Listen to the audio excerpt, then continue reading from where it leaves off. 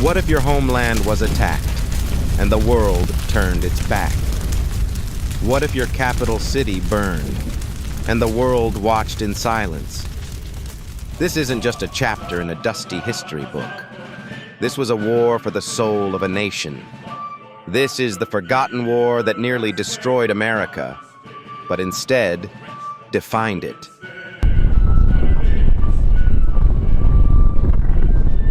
Welcome to Historical Channel, uncovering untold stories, hidden facts, and the strangest chapters of history.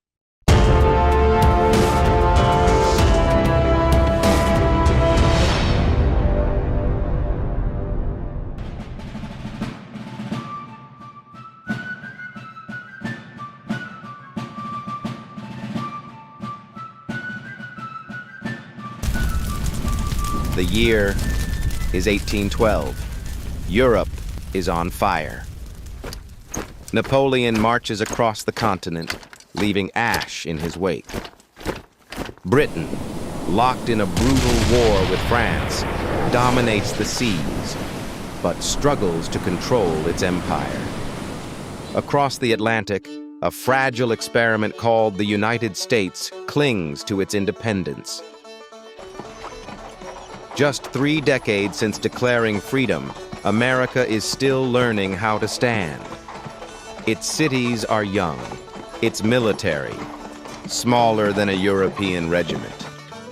Its people, divided, North and South, Federalists and Republicans, war hawks and peace seekers.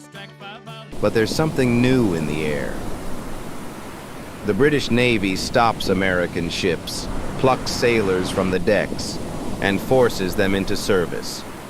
It's called impressment, and to Americans it's nothing short of kidnapping. And in the West, native tribes unite under a bold and visionary leader, Tecumseh. With quiet British support, they rise to reclaim their homelands from relentless expansion. June 18, 1812. President James Madison, weary but resolute, signs the Declaration. The United States is now at war with the greatest superpower on Earth. And it begins badly. The plan? Invade Canada. Strike fast. Take British territory before they can reinforce. The reality?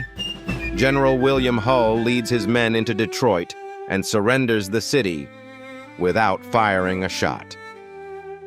Panic spreads like wildfire. The Northern Front collapses. Morale crumbles. Meanwhile, native warriors, armed with British muskets, attack settlements across the frontier. Men are cut down in their fields. Families flee into the forests. The American Navy, however, tells a different story. In a battle off the coast of Nova Scotia, the USS Constitution, Old Ironsides, shatters a British warship. Cannonballs bounce off her hull as if she were made of iron. A legend is born. 1814. Napoleon falls. The British, now free to focus, unleash their full might on America. They land in Maryland. 6,000 redcoats march inland. Washington, D.C. is nearly undefended. The president flees. The people hide. They set fire to the Capitol, the Treasury, the Library of Congress, and then the White House. The seat of American power is reduced to embers. The sky glows red.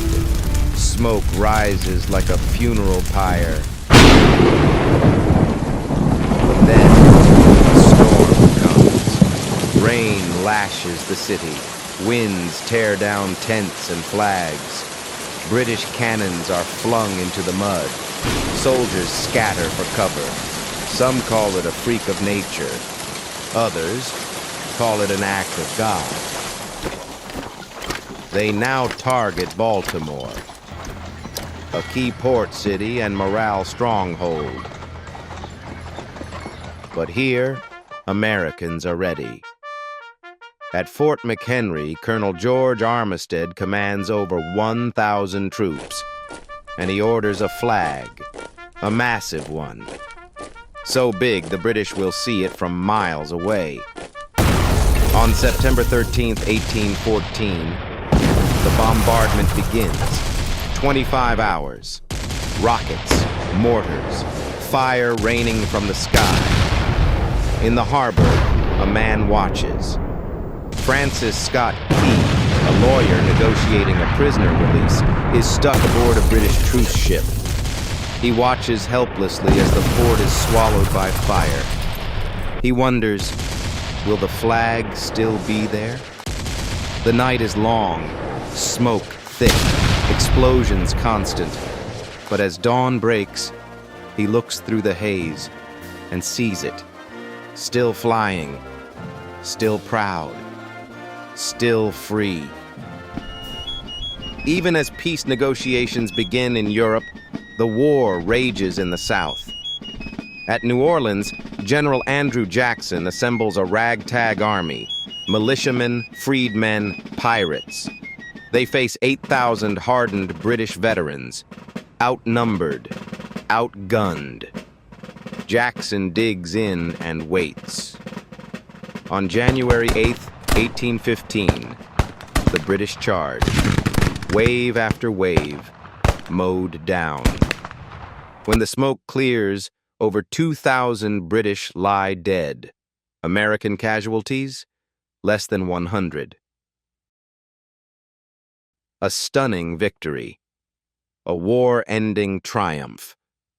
Ironically, the Treaty of Ghent had already been signed weeks earlier. But the Battle of New Orleans sealed something deeper. A belief in American resilience. The War of 1812 ended without land gained or lost. But it gave birth to something more powerful, a sense of identity, of pride, of unity. Sometimes nations are not forged by conquest, but by survival.